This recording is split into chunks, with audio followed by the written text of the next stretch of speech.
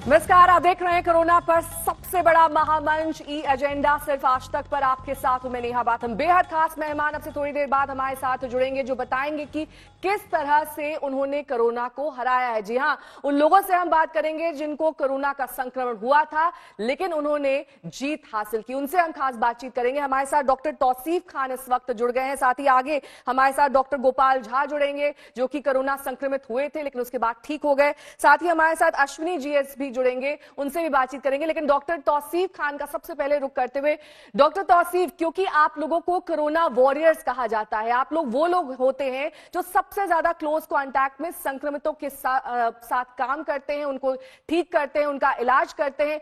ऐसे में कहीं ना कहीं डर या भय रहता होगा कि कभी ना कभी हो सकता है कि हमें भी ये संक्रमण हो जाए।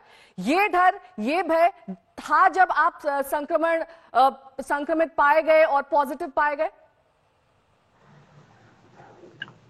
जी नहीं, देखिए हम लोग डर के काम नहीं करते हैं। अगर हम लोग डर के काम करेंगे तो हम लोगों से काम होगा ही नहीं। हाँ, ये चीज जरूर रहता है कि हम अगर कोविड-19 पेशेंट के कांटेक्ट में बने हुए हैं तो हमको हो सकता है, एक डाउट रहता है मन में हमारे, लेकिन हम लोग डर के काम नहीं करते।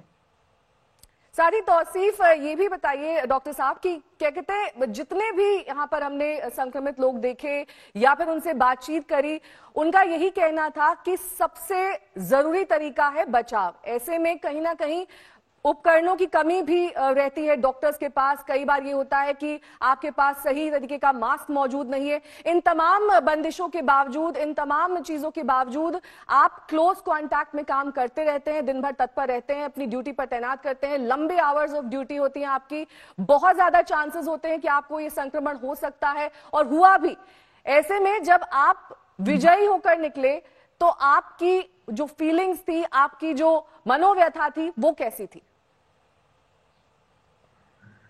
देखिए, जब मेरा पॉजिटिव आया उसके बाद मैं आइसोलेशन में गया 21 डेज के, और उसके बाद मेरा टेस्ट निगेटिव आया।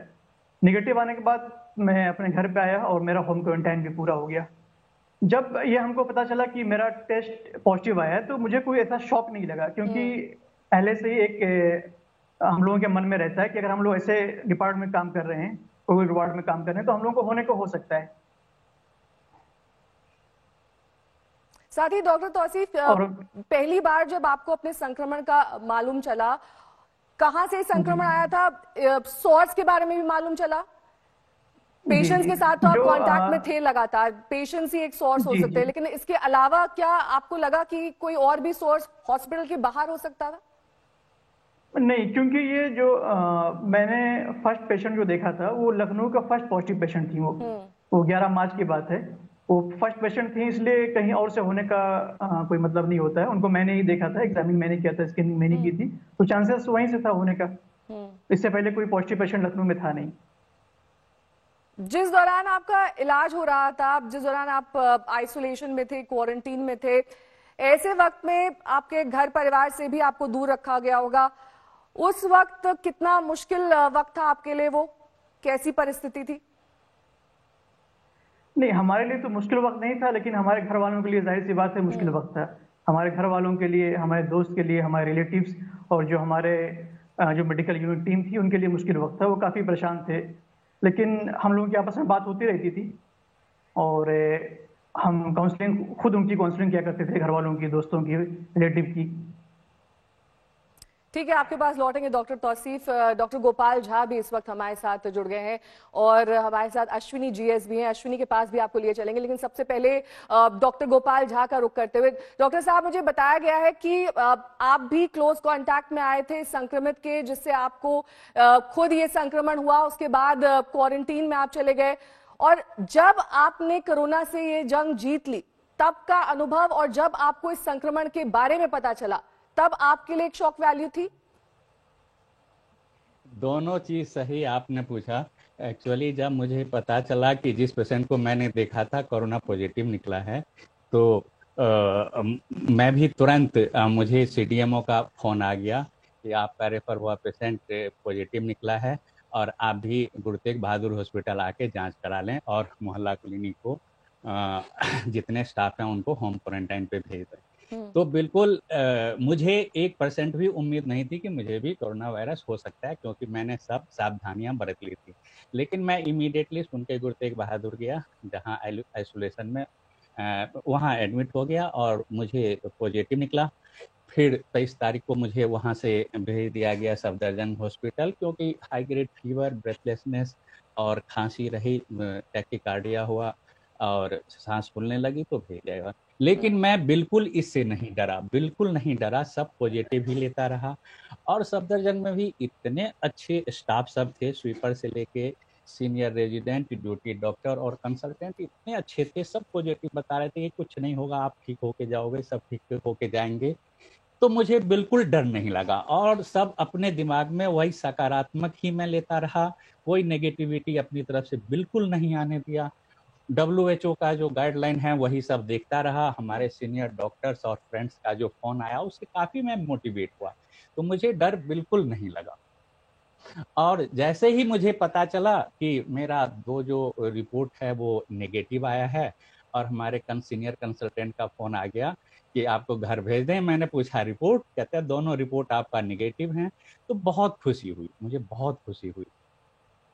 डॉक्टर साहब, एक और चीज जो बतौर दर्शक भी हम कई बार जानना चाहते हैं, बहुत सारे डॉक्टर्स को सुनते हैं, उनके एक्सपीरियंसेस, उनके अनुभव साझा करते हैं, क्योंकि आप इस संक्रमण से गुजर चुके हैं और ठीक भी होकर वापस आ चुके हैं अपने काम पर। ऐसे में कौन से वो तमाम एहतियात हैं जो फ्रंट एंड लोग जो काम कर रहे हैं, चाहे वो पुलिस वाले हों, चाहे वो डॉक्टर्स हों, उनको बरतने चाहिए? क्योंकि आप कह रहे हैं कि आपने वो एहतियात बरते, उसके बावजूद आपको ये संक्रमण हो गया। हाँ, देखिए, मैं तो ये कहना चाहूँगा कि जो कोविड पॉजिटिव आ रहे हैं, चाहे वो मेडिको है या नॉन मेडिको है, या वो पुलिस वाले जो इसमें काम कर रहे हैं, सबको जैसे हमारे प्रधानमंत्री जी ने, दिल्ली सरकार ने जो गाइडलाइन दी हैं क्वारंटाइन के बारे में, जो क्वारंटाइन में है वो 100% फॉलो करें।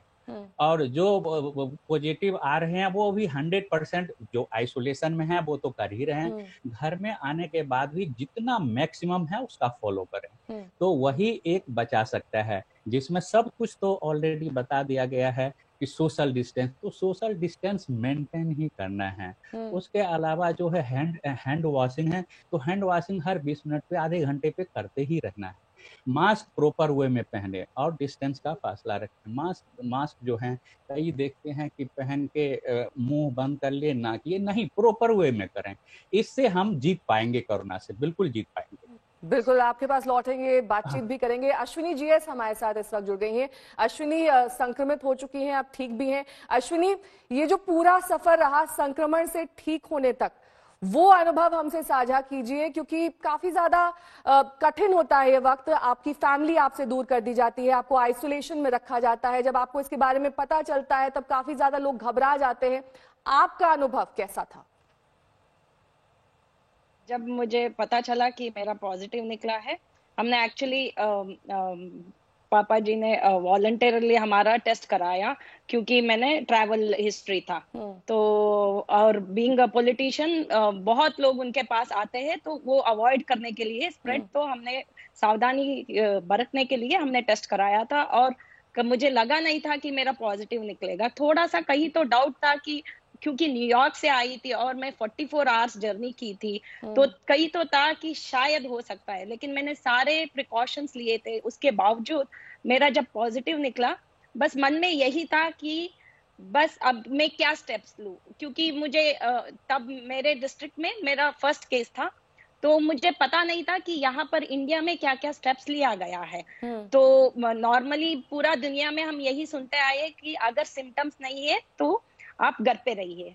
तो मैं यही सोचती रही कि घर पे मैं रहूं तो मैं कैसे क्या क्या कर सकती हूँ, कैसे सबसे अलग रह सकती हूँ। और अगर थे तो क्या थे अश्विनी जी? क्या जी? आपके सिम्टम्स थे उस समय कोरोना पॉजिटिव होने के? मेरा कोई सिम्टम्स नहीं था, 0 सिम्टम्स था। सिर्फ ट्रैवल हिस्ट्री के कारण मैंने टेस्ट कराया था, क्योंकि पॉलिटिशियन के घर है तो बहुत लोग आते रहेंगे, तो सबको, तो हम it is better to take precaution, right? तो इसीलिए हमने टेस्ट कराया था। कोई सिम्टम नहीं था। फिर बाद में जब पता चला कि हॉस्पिटल में आइसोलेशन में रहना है, थोड़ा सा रिलीफ भी हुआ मुझे कि क्योंकि मैं सबसे अलग रहूंगी तो एटलीस्ट वहां पर उनको पता होगा कि क्या क्या स्टेप्स लेना है। घर पे कहीं पर भी कुछ भी कोई भी चूक तो हो सकती है हमसे, है ना। तो इसीलिए जब लेकिन वहां पर आइसोलेशन में बहुत बोर तो होते हैं, कुछ कोई फैमिली मेंबर नहीं होते, और मैं अपने 2 बच्चों के साथ आई, दोनों बच्चों का नेगेटिव निकला। लेकिन 2 दिन तक उनका टेस्ट थोड़ा डिले हुआ, तब तक थोड़ा मन में थोड़ा डर था कि बच्चों को ना हुआ हो, कि कैसा होगा, बच्चे कैसे मेंटेन कर रहे होंगे घर पे, क्योंकि वो रूम में है और टेस्ट रिजल्ट अभी आया नहीं है, तो तब तक अगर उनको पॉजिटिव है तो कहीं बाहर ना स्प्रेड हो जाए, ये वाला डर था। लेकिन मेरे बच्चे बहुत अच्छे से रूम के अंदर ही थे, कहीं बाहर नहीं जा रहे थे, तो मेरे घर में सबका नेगेटिव निकला। उसके बाद थोड़ा मन को भी शांति मिली, और हॉस्पिटल में तो बोर तो होना है, लेकिन फैमिली से दूर रहेंगे, लेकिन हम उनके कांटेक्ट में रहते हैं। फैमिली को भी थोड़ा डर ये था कि जो मीडिया में न्यूज में या कोई भी फोटोज सोशल मीडिया में जो भी उन्होंने देखा था, जो नजारा जो देखते हैं कि पूरा अलग करके रखे हुए हैं, और जो पेशेंट सीरियस है उनको पूरा मास्क लगा के रखे हैं, तो वो डर था उनको। लेकिन जब उनको पता चला कि मैं नॉर्मल हूँ और ऐसा कुछ नहीं है, मैं आराम से चल फिर रही हूँ और कुछ ये नहीं है, तो they were also little bit relieved. ठीक है, लौटेंगे आपके पास। स्मृति ठक्कर हमारे साथ जुड़ गई हैं। स्मृति का थोड़ा सा इंट्रोडक्शन हम दे देते हैं यहाँ पर। स्मृति दरअसल पहली प्लाज्मा डोनर है।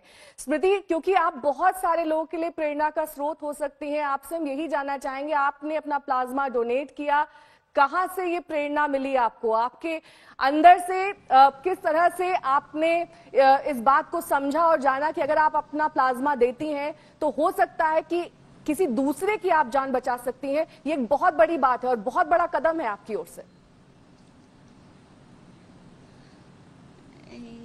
सो जब मुझे डॉक्टर्स की कॉल आए कि आप हेल्दी हो, आप 14 दिन घर पे रहे थे, आपको कोई सिम्टम्स नहीं है and you are completely fine, आपके रिपोर्ट्स भी काफ़ी नॉर्मल है, तो जैसे उन्होंने मुझे कांटेक्ट किया, उन्होंने पूरी मुझे प्रोसीजर समझाई कि किस तरीके से हम आपका प्लाज्मा लेंगे और इससे क्या होगा, और और ये प्लाज्मा से उन पेशेंट्स की हेल्प हो पाएगी कि जो वीक है, जिनमें इम्यूनिटी नहीं है, तो मेरे प्लाज्मा से उनके बॉडी में एंटीबॉडीज़ क्रिएट होंगी जिससे उनको इम्यूनिटी मिलेगी और and they will recover very soon. So जैसे उन्होंने मुझे सब कुछ बताया, तो साथ में उन्होंने मुझे अश्योरेंस भी दिया कि कि आपके ये जो प्रोसेस है वो बिल्कुल भी रिस्की नहीं है, ये कम्प्लीटली सेफ प्रोसीजर है, कि जैसे ही आप यहाँ पे हॉस्पिटल में आओगे तो पूरा रूम हमने सुबह से स्टेरिलाइज करके रखा है। So they were sounding very confident and very positive कि अगर आप ये करते हो तो वो जो भी पेशेंट्स है जो क्रिटिकल है उनके लिए बहुत बड़ी हेल्प हो पाएगी। सो जैसे ये मैंने सुना तो आई वॉज इंस्पायर्ड कि नहीं, अगर मेरी तबीयत इतनी ठीक है, डॉक्टर्स इतना कह रहे हैं कि मुझे कुछ नहीं होगा, तो मुझे डेफिनेटली ये स्टेप करना चाहिए, क्योंकि इससे काफ़ी लोगों की जान बच सकती है। आपके मन में कोई डर या फिर कोई शंका, कोई भी डाउट था? क्योंकि बहुत सारे दर्शक आपको इस वक्त सुन रहे हैं जो शायद अपना प्लाज्मा डोनेट करना चाहते हो, लेकिन उनके मन में कहीं ना कहीं डर होता है, इस बारे में स्थिति स्पष्ट नहीं होती कि कहाँ जाएंगे, कैसे प्लाज्मा लिया जाएगा, किस तरह से हम सेफ रह सकेंगे, उनके लिए? मुझे भी जैसे पहले उन्होंने बताया था, तो मुझे भी ये ख्याल आया कि फिर से हॉस्पिटल जाना पड़ेगा एंड व्हाट इफ़ कि अगर मुझे वहाँ जाके फिर से वायरस हो जाए, या काफ़ी थॉट्स आए थे।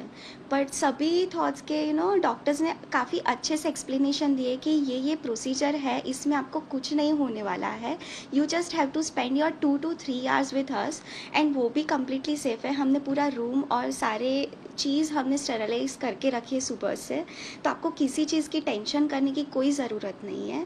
ये बहुत ही नॉर्मल प्रोसीजर है और जिससे डरने की ज़रूरत नहीं है, क्योंकि आपके बॉडी में ऑलरेडी एंटीबॉडीज़ क्रिएट हो चुकी है। So we are just going to take out that antibodies in your plasma and we will transfer it for the patients who are very weak and very critical. So बाद में फिर मुझे कोई thoughts नहीं आए, and when I said to my parents, like they were very supportive, like they just said कि उन्होंने they gave you second life and वो इतना time तुझे recover उन्होंने ही किया है, so they won't put your life at risk. So they were very confident. So finally, like in the evening, we went for the plasma donating. Plasma donation in civil hospital. चलिए, बहुत ही सराहनीय कदम आपकी ओर से। Doctor Gopal Jha और साथ ही doctor Tausif Khan, आप दोनों से मेरा एक ही प्रश्न है। कल जब अरविंद केजरीवाल ने प्रेस कॉन्फ्रेंस की, उन्होंने प्लाज्मा थेरेपी को बेहद सकारात्मक कदम बताया कोरोना संक्रमित को ठीक करने के लिए। ऐसे में उन लोगों से आप क्या कहना चाहेंगे जो संक्रमित हुए थे और अब ठीक हो चुके हैं, वो आगे बढ़कर किस तरह से अपने प्लाज्मा को डोनेट करें ताकि और ज्यादा व्यापक तरीके से प्लाज्मा डोनेशन हो सके और इसका इस्तेमाल संक्रमण को ठीक करने के लिए किया जा सके? जी, मैं डॉक्टर गोपाल झा, पहले आपसे शुरुआत करते हुए। जी, मैं ये कहना चाहूँगा कि जितने कोविड पॉजिटिव डिस्चार्ज हुए हैं, सबको चाहिए कि प्लाज्मा थेरेपी के लिए ब्लड डोनेट करें, और उससे जो हमारे पेशेंट हैं उसको काफ़ी फायदा मिलेगा और हम इस पे जीत हासिल कर लेंगे। मुझे भी द्वारका से ICMR से फ़ोन आ गया है एंटीबॉडी के लिए, तो वो शायद हो सकता है नेक्स्ट वीक में वो लेंगे। तो और मैं भी तैयार हूँ, अगर जब कभी आएगा कॉल प्लाज्मा थेरेपी के लिए तो मैं बिल्कुल तैयार हूँ। डॉक्टर तौसीफ खान।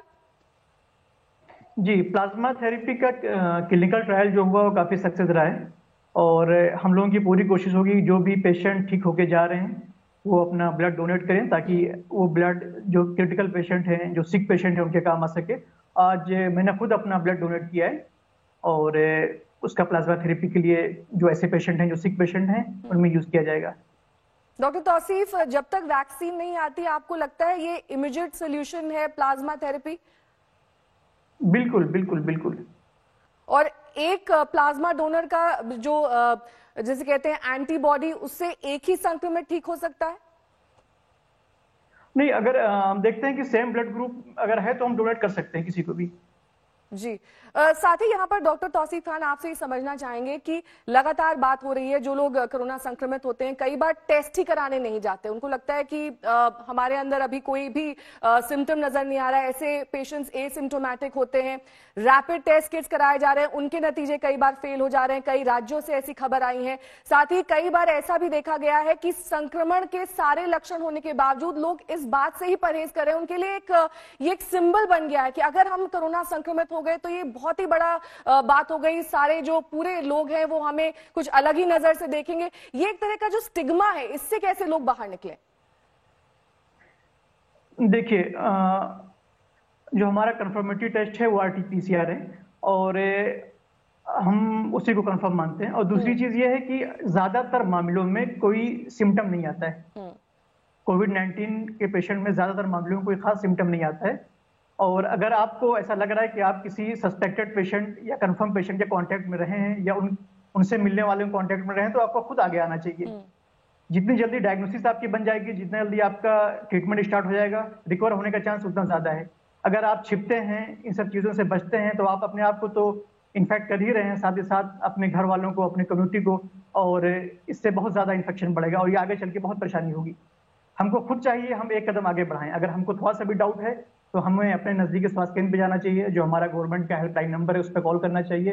खुद बचाएं, अपने परिवार को बचाएं, अपने कम्युनिटी को बचाएं और अपने देश को बचाएं। बिल्कुल। और आपने लेकिन तस्वीरें भी देखी होंगी, कई बार हमने देखा कि डॉक्टर्स जिन मोहल्लों में पहुंचे, जिन गलियों में पहुंचे, जहां पर उन्हें लगा था कि संक्रमण फैलने का खतरा है, वहां पर उन्हें पत्थर बरसाए गए। इस तरह की शर्मनाक तस्वीरें भी देश भर से आई। जी, ऐसा देखने को मिला है, लेकिन ये सब बहुत ही शर्मसार करने वाली घटना है और ऐसे हालात में आपको तो डॉक्टर का साथ देना चाहिए। देखिए, डॉक्टर्स या पैरामेडिकल स्टाफ हैं, वो अपना हित नहीं सोचते हैं। वो उनकी पूरी कोशिश होती है कैसे भी आपको ठीक किया जाए, और ऐसे हालात में तो आपको मुझे साथ देना चाहिए, डॉक्टर्स का साथ देना चाहिए। अगर आप इस तरह का काम करेंगे, इस तरह की आप हरकतें करेंगे, तो जाहिर सी बात है हम लोगों का आत्मविश्वास कम होगा। इसमें तो आपको खुद सपोर्ट करना चाहिए। डॉक्टर गोपाल झा, क्योंकि आप मोहल्ला क्लिनिक से जुड़े हुए हैं और ऐसे बहुत सारे लोगों के संपर्क में अब भी आ रहे होंगे जो कि संक्रमण हो जिनमें, उनको आप जागरूक करने के लिए कुछ बातें बताते हैं, उनमें ये चीजें अंदर आप उनके समझाते हैं कि कैसे आप अपने आप को बचा सकते हैं, या फिर अगर संक्रमण के लक्षण नहीं भी हैं तो अपना रैंडम टेस्ट करा के आप अपने आप को सेफ रख सकते हैं, या फिर ये पता लगा सकते हैं जल्द से जल्द कि आप में संक्रमण है भी या नहीं? जी हम लोग वहाँ काफ़ी उनको समझाते हैं, इलाज करने के अलावा उनमें जागरूकता फैलाते हैं। उनको हम लोग बताते हैं कि डिस्टेंस मेंटेन करें और घर में भी डिस्टेंस मेंटेन करें, ठीक है। वही फिर हैंड वॉशिंग करें। इस सब के बारे में प्रॉपर हम उनको ज्ञान देते हैं, जानकारी देते हैं। जी। और इसके अलावा जो नॉर्मल पेशेंट हैं वही वहाँ मोहल्ला क्लिनिक में देखा जाता है। नॉर्मल मतलब कि हल्की फुल्की बुखार है, ये हैं, और बताते हैं कि जैसे ही कोई ब्रेथलेसनेस बढ़े, सांस की बीमारी बढ़े, हाई ग्रेड फीवर हो, तो आप हॉस्पिटल में जाके इसका इलाज कराएं। ठीक है। अश्विनी जीएसवी लगातार हमारे साथ जुड़ी हुई हैं। अश्विनी जी, आपने बताया कि क्योंकि आपकी ट्रैवल हिस्ट्री थी, ऐसे में आपको लगा कि हो सकता है आपको संक्रमण हो, किसी तरह के सिम्टम्स आप में मौजूद नहीं थे, उसके बावजूद आपने अपना टेस्ट कराया। लेकिन अश्विनी जी, ये बताइए कि जब टेस्ट में पॉजिटिव आया, उसके बाद आप आइसोलेशन में चली गई। आपने ये कहा कि वो वक्त काफी मुश्किल भरा था, और अब आप जब विजयी होकर निकली हैं, आपने इस संक्रमण को मात दे दी है, अब आगे की राह कैसी होगी? क्योंकि कई ऐसे पेशेंट्स हैं जिन्हें दोबारा भी संक्रमण के चांसेस होते हैं, ऐसा भी एक स्टडी में सामने आया है। आप किस तरह की एहतियात बरत रही हैं? वेल अभी वापस आने के बाद एक तो थोड़ा सा रिलीफ है कि हम घर पे है, लेकिन इसके साथ साथ ये भी डर थोड़ा सा लगा रहता है कि कहीं कुछ गलत ना कर ले, क्योंकि अभी तक हमारा 14 डे आइसोलेशन भी मेरा खत्म हो गया है। फिर भी मैं अपने रूम में ही रहती हूँ और खाना अपने रूम में ही खाती हूँ, और अपना प्लेट अभी भी खुद साफ करके फिर रख रही हूँ। तो ये वाले अगर बाहर जाना भी है तो मास्क पहन के जाते हैं हम। तो इसमें थोड़ा सा ये है कि कहीं कहीं कुछ स्टडीज है जहां पर बताया गया है कि हमारे बॉडी में पता नहीं चलता कितने दिन तक वायरस है, तो वो थोड़ा सा डर लगा रहता है कि अभी भी शायद मैं स्प्रेड ना करूं। तो इसलिए जो भी सावधानी मैं पहले बरतती थी, सेम सावधानी अभी भी बरत रही हूँ, कोई चेंजेस नहीं है उसमें। थोड़ा सा बस एक ये चेंज है कि रूम से बाहर जाती हूँ अब, लेकिन मास्क पहन के जाती हूँ। चलिए, तो आप सभी बस का मैं बहुत यही बहुत हाँ। शुक्रिया आप सभी का इस खास चर्चा में शामिल होने के लिए, क्योंकि आप सभी के अनुभव यही बता रहे हैं कि सावधानी ही सबसे बड़ी सुरक्षा है। और अगर इस संक्रमण को मात दी है तो इसके लिए आपको जरूरी है कि आप अपना टेस्ट कराएं वक्त रहते, ताकि आपका इलाज भी वक्त रहते शुरू हो सके। इस खास पेशकश में अभी के लिए बस इतना ही, लेकिन ई एजेंडा लगातार खास मेहमानों के साथ आज दिन भर जारी रहने वाला है। देखते रहिए आज।